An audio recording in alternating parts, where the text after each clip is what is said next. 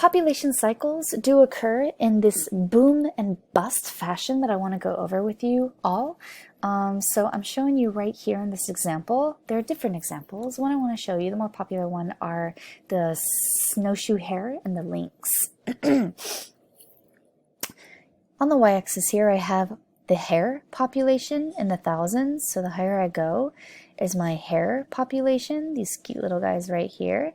And I have the lynx population as well on the y-axis. One's in blue, one's in red.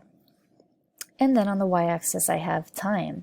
I want to appreciate here, if I look at the blue, as the blue goes up, so I have more snowshoe hares, I can actually see a decrease in the lynx population, these guys that are going to be the predators for the snowshoe hare.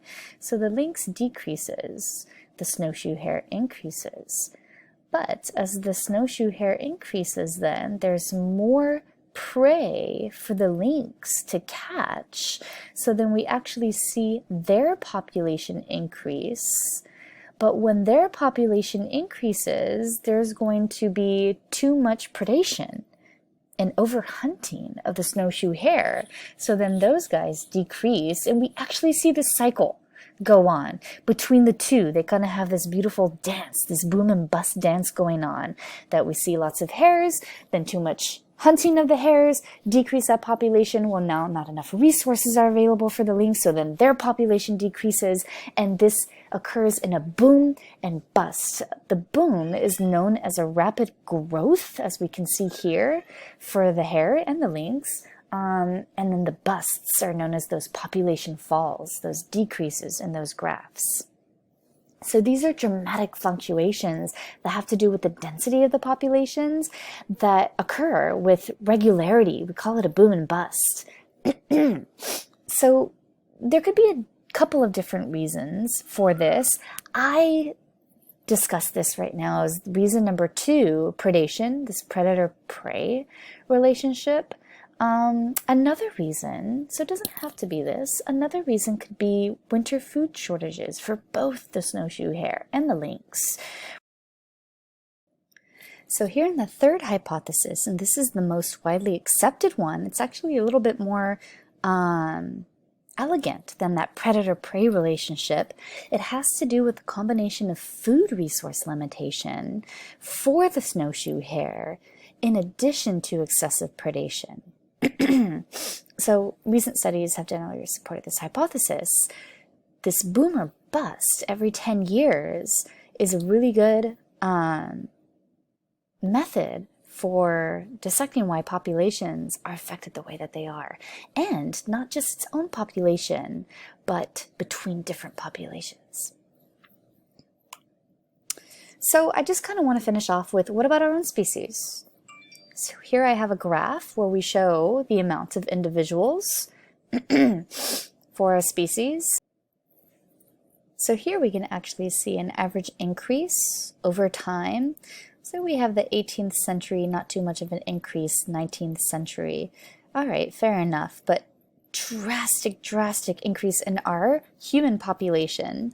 Is it in the US that I'm giving you? No, this is world population. In the 20th century, mid-20th century, end of the 20th century. Check out those increase in the millions there. What could be going on? Why do you guys think that there's such a drastic increase of our own species in the mid-20th century? What happened? Thinking about it,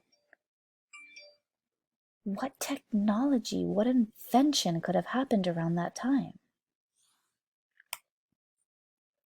So considering why was the growth rate of the world's population so high during most of the 1900s, this mainly has to do with sanitation methods in our own society, vaccines being given, really giving way for maturation into adulthood, thus making their own offspring, because a lot of children would unfortunately die back in the day due to a lot of bacteria and viruses that are still circulating around us.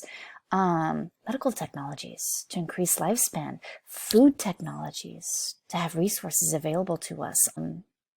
Yeah, what I do want to go over really quick just to end it is overpopulation was a thing in the 90s. I was taught this when I was in school as being a concern, as we have this huge increase and seeing this increase still exist over time.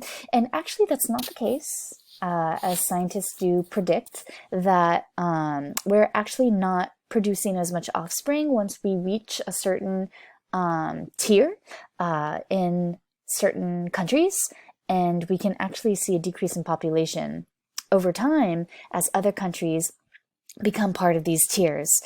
Yeah, and so basically we don't have as many children as we used to back in the day.